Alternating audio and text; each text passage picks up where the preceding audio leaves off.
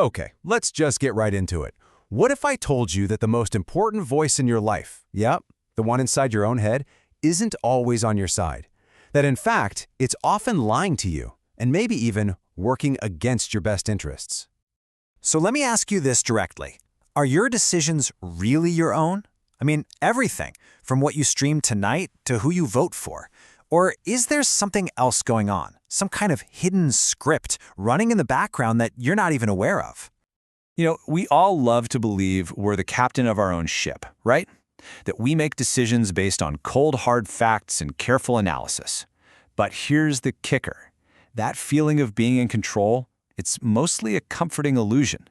The reality is, well, it's a whole lot messier. So to really get what's going on, we gotta pop the hood and look at the engine. See, your brain isn't some flawless supercomputer. Nope. It's more like an ancient survival machine, a piece of hardware designed for a world that, frankly, doesn't exist anymore. And to get by today, it's running on some seriously buggy software. We call these bugs cognitive biases. And listen, these are not harmless little glitches we're talking about. Oh no, this is the hidden source code that writes your worst decisions.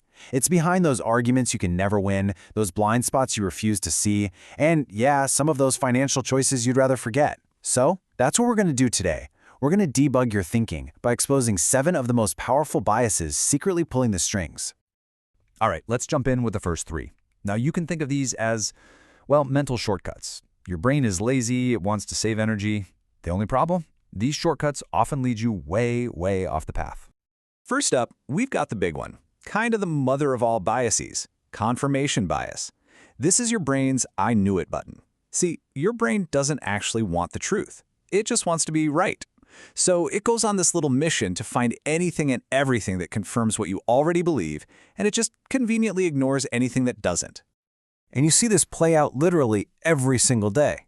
It's the reason your social media feed feels like an echo chamber. It's why arguing about politics feels like yelling at a brick wall. At the end of the day, we're not really looking for the truth. We're just looking for validation.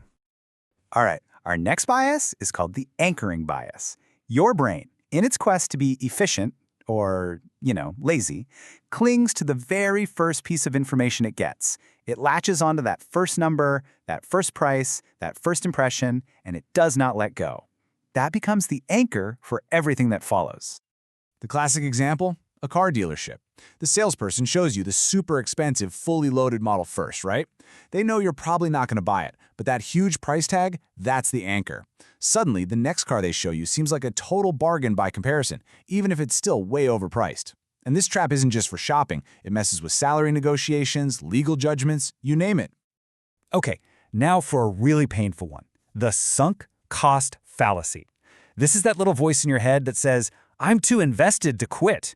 Our brains just hate the feeling of waste. So, to avoid admitting we've wasted time or money or effort, what do? We double down. We keep pouring resources into a sinking ship.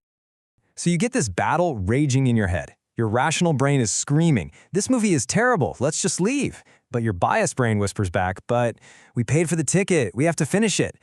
It's the ghost that haunts failing projects, bad investments, and yeah, it's why people stay in toxic relationships for way too long. Okay, that was the first 3. A powerful trio for sure. But don't worry, your brain has plenty more traps laid out for you. Let's dive into 4 more, and these ones can be even sneakier.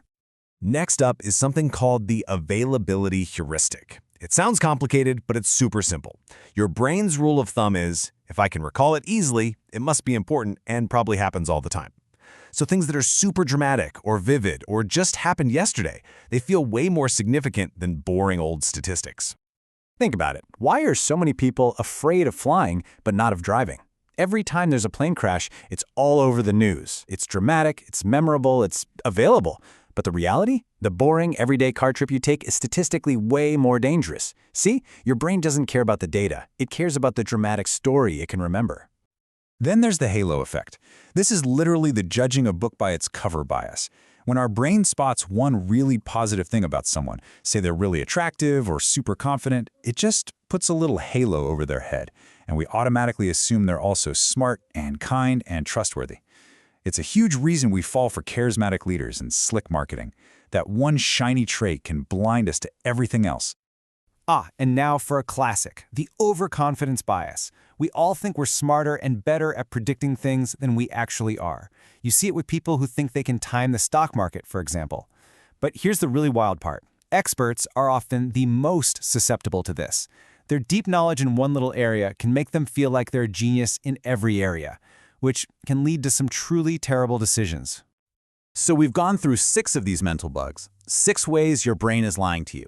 But there's one more, a kind of meta bias, the one that rules them all, the one that makes every other bias 1,000 times more dangerous. So I want you to honestly ask yourself, which of these sound familiar? Maybe you're thinking, oh yeah, I totally do that sunk cost thing. Or maybe the anchoring bias rings a bell. But what if I told you the single biggest, most dangerous bias of all is thinking that this stuff only applies to other people? And that brings us to the final boss, the blind spot bias.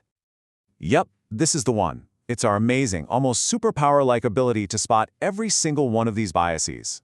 In other people, in our friends, our family, those people on the other side of the political aisle. Oh, we see their flaws perfectly. But us? No. We're objective. We're rational. It's the bias that lets us watch this whole thing, nodding along, while thinking, wow, my cousin really needs to see this. Okay, so if we're all walking around with these biases and we can't even see our own, what the heck are we supposed to do? Are we just doomed? Not at all. Now we're going to talk about how to start reclaiming your own mind. And here's the most important thing to understand. You're never going to eliminate these biases. They're baked into the system. They're part of our mental hardware. But, and this is a big but, you can get better at spotting them. And that awareness, that's the first, most crucial step toward taking back control. So how do you do it? It's a simple 3-step process, but it's not always easy. Step 1, just pause. Before you make that snap judgment or fire off that angry email, just stop for a second. Step 2, question your gut. Ask yourself, wait a minute, what's my initial assumption here? Am I just trying to confirm what I already think? And step 3, and this is the hardest one, intentionally seek out people and information that disagree with you. Actively try to break out of your own echo chamber. So we'll leave you with this final thought. Knowing all this stuff is great, but it's totally useless unless you actually use it. So of all the biases we talked about, which one are you going to start looking for in your own thinking starting today? Because the first step to making better decisions, it starts right now.